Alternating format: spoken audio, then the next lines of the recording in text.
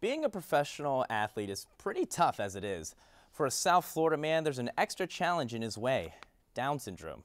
Garrett Holeve has come to terms with that as an MMA fighter. Now, he has a new opponent, the Florida State Boxing Commission.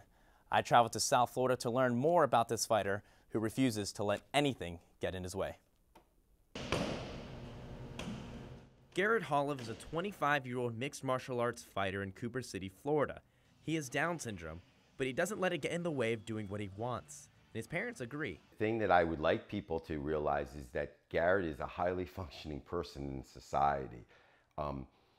He reads text messages that he gets, so I don't know what reading level that is, but I know that he can have a text conversation with his friends. But not everyone thinks like the Holeves. Garrett had a scheduled fight over a year ago with his rival, Dave Stefan, who fights with cerebral palsy. But the Florida State Boxing Commission stepped in and canceled the event.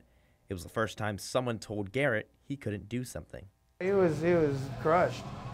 He felt humiliated, you know? He felt, right at that moment, he felt handicapped. But Garrett returned to the gym and he fought back. He launched Garrett's Fight, a campaign and petition to convince the state to allow him to fight in Florida.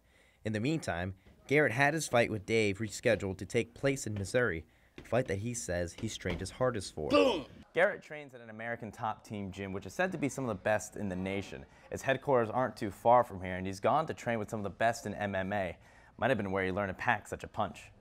But now the fighter will move on to face his hardest battle, meeting with lawyers and trying to overrule the boxing commission. Garrett has every intention to become the best fighter he can be, and his coaches believe he has the heart and skill to do so. I love mixed martial arts.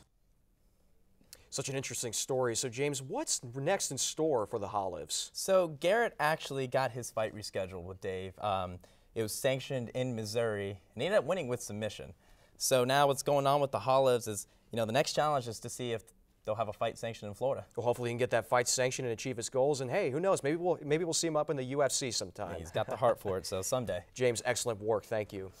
Well, WUFT News at 6 is just getting started. Coming up, the latest patient to be treated for Ebola in the U.S. has died. We'll bring you the latest on the death of Dr. Martin Salia, the second person to die from Ebola in the United States.